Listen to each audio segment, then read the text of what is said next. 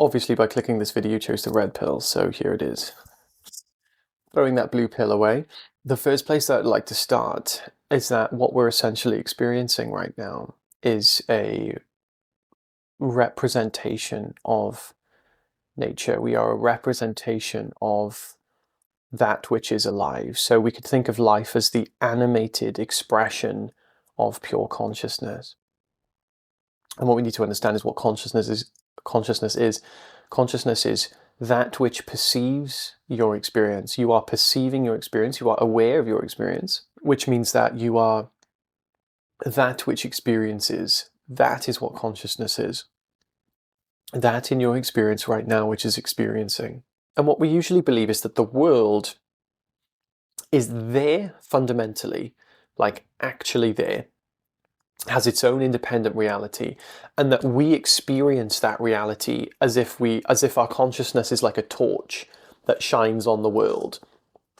And when our awareness shines on the world, we experience the separate object that lives in its own reality outside it. But the red pill says that there is no outside reality. There is no outside world. In fact, there is no inside experience. Everything is technically an inside experience.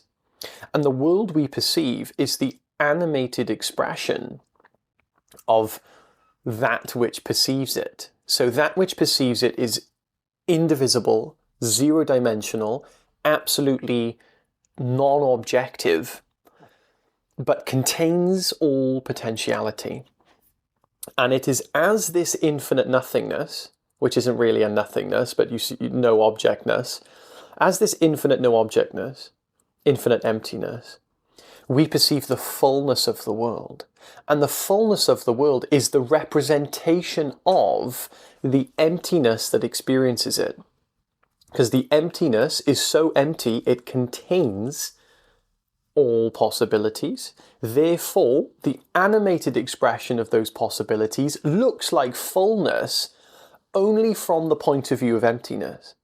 But really, we are the fullness experiencing the emptiness.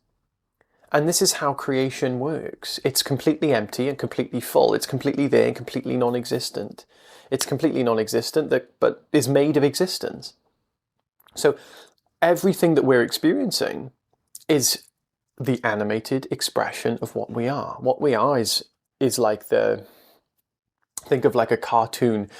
When I say animated expression, think of like a cartoon artist has a formless idea in his mind, and the cartoon character becomes the animated expression of that artist's formless idea. You see? This is like the world. The world is a representation of this formless infinity. So we then experience that formless infinity as infinity. So infinity then experiences the content of its own nature, everything that is inherent within it, from a localized point of view. The reason it does it from a localized point of view is because it cannot experience anything with good quality from multiple points of view. So for instance, if we were to have an image of a vase and we took two images of the vase, and then overlapped them, it would be a bit blurry.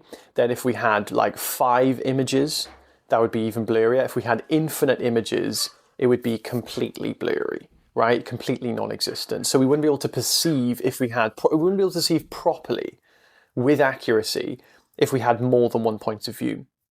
So this is why our experience is experienced as though it is one point of view.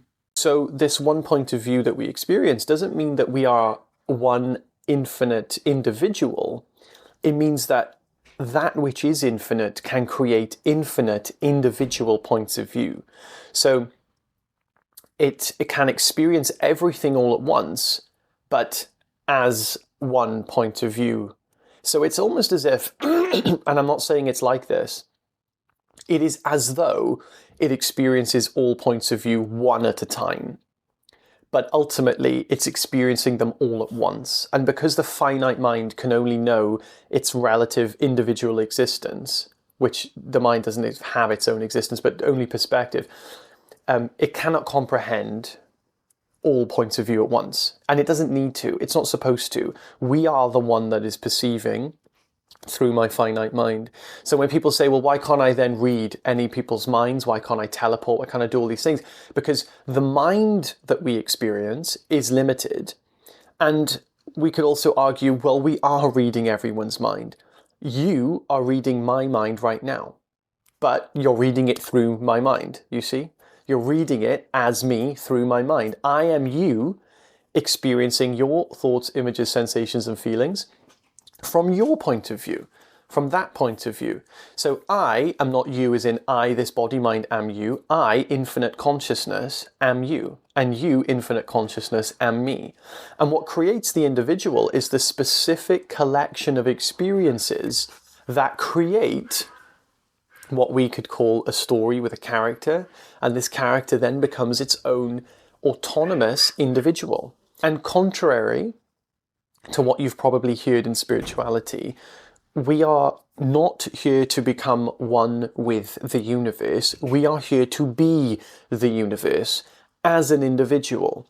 That is what creates a freeing, autonomous, loving, and beautiful experience with the capacity to even have friends and enjoy company. Because obviously, if you are purely infinite, imperturbable, universal being that only experiences that and is only supposed to be that, well, who are you going to have company with? Because there's nothing else there to have company with. However, as this infinite, autonomous, supreme being that we are, we can create the ability to have relationship. We can create the individual experience, therefore our own character, and create our own individuality. And as the individual, we can then share and have relationships. And this is the point. We're not here to be infinite, one, complete wholeness that doesn't experience any not separation, that doesn't experience any duality. We're here to be both. We're here to have the both experience, the best of both worlds. Without the best of both worlds, we wouldn't be having this experience. So inherent in all experience is duality, and that duality is not supposed to disappear. The duality is supposed to shine with non-duality. So for instance, and I've said this before, but I'll say it again purely for the sake of understanding it, I'm not having an experience of separation. There's no separation in my experience. I don't perceive things and think they're separate from me, but I do perceive things, and as an appropriate tool, I can see the duality between the table and the chair, the table and the laptop. Without seeing or perceiving that duality, I wouldn't be able to type on a keyboard because I wouldn't be able to notice that there are separate keys, you see? But the separate keys are something that is a very useful tool for actually interacting with a reality. The difference is that that reality doesn't create a sense of separation in me. I don't believe then, therefore, because I perceive duality, I am a separate individual object that is inside another separate universe that perceives at a distance, and I am at a distance, and I am separate and individual and therefore limited. That doesn't trigger that in me. I perceive reality, and I see that, wow, this whole complete reality is absolute being, and I can appropriate distance, time, space, whenever applicable, to actually have an incredible experience. Just like we all want, right? That is the difference.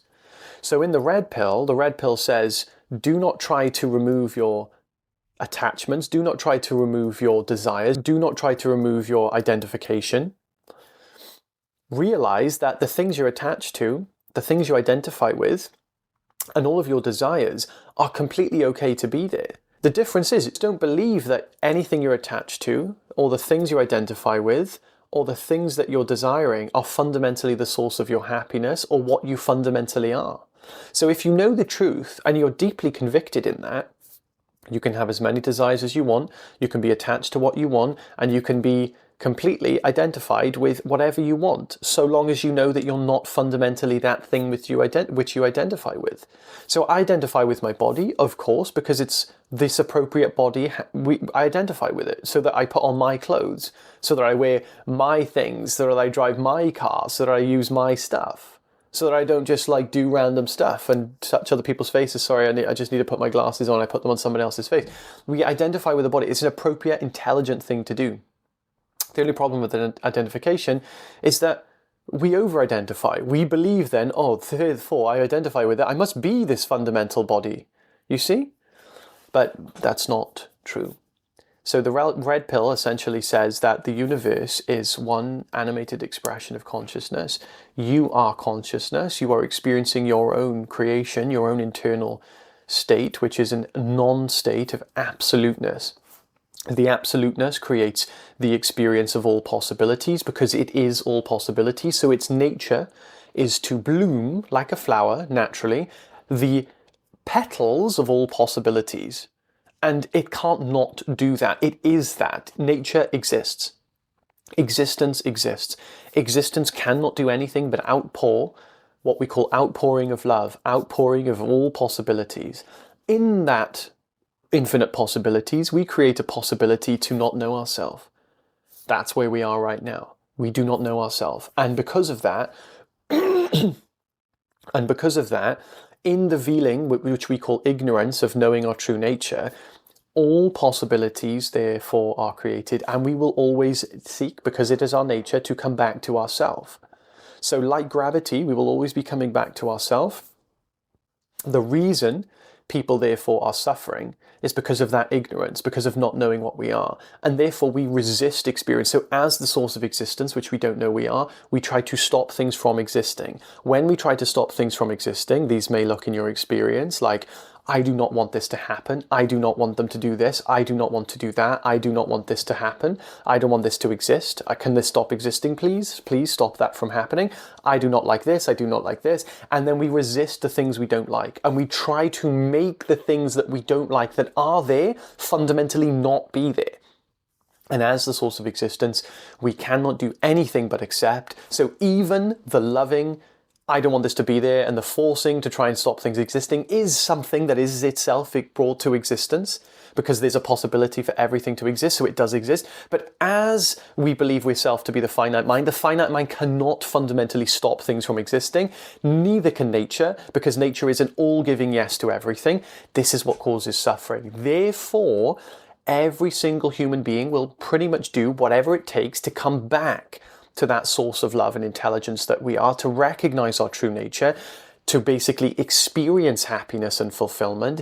And in our ignorance, we will do whatever it takes to get there based on the limitations that that mind has, or conditions that that mind has in that moment to get there.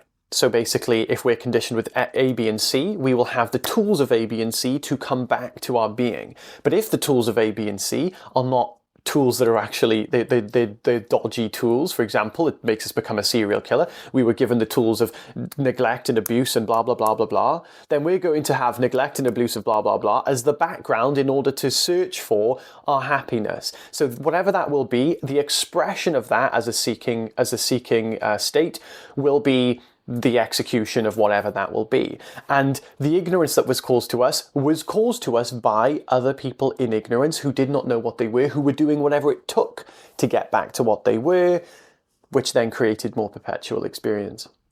So what we find ourselves is in the awakening process of that, where we realize we become conscious, we become conscious of our suffering. We basically realize, holy crap, I don't feel good.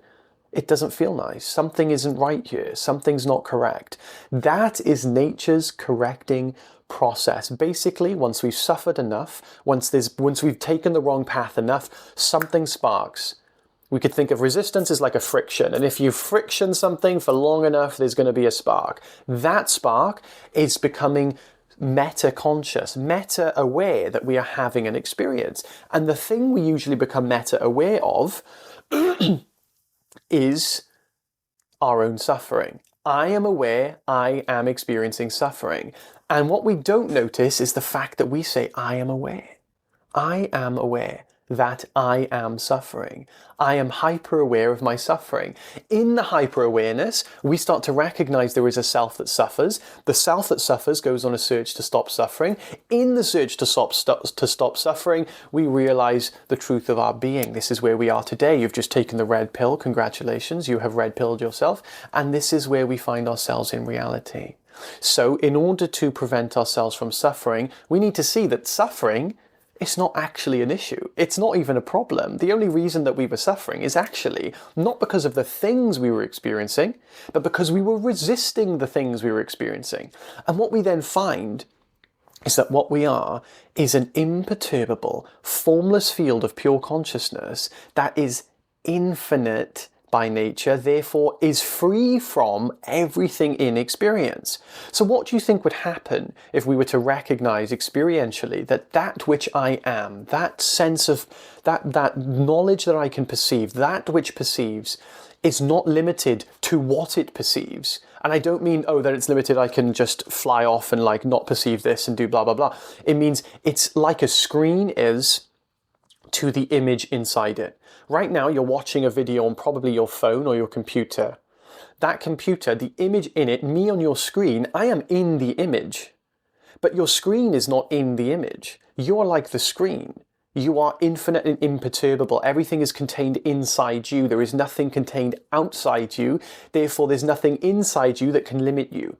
So anything that appears inside you, it's like if I was to punch the camera, the screen is not gonna, nothing's gonna happen. You could be watching Game of Thrones, villages could be burnt down. The screen is completely free from that experience. So we find then that what we are is the ultimate freedom. Not the freedom to do, the freedom to have, the freedom to be freed from the entirety of existence or the entirety of what is experienced in existence. That is the freedom. That's the freedom that passes through all understanding.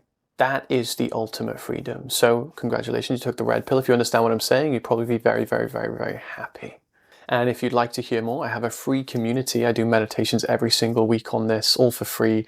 If you'd like to be there, the link is in the description. I'd love to see you there. Take care. Have an amazing day, guys. Bye.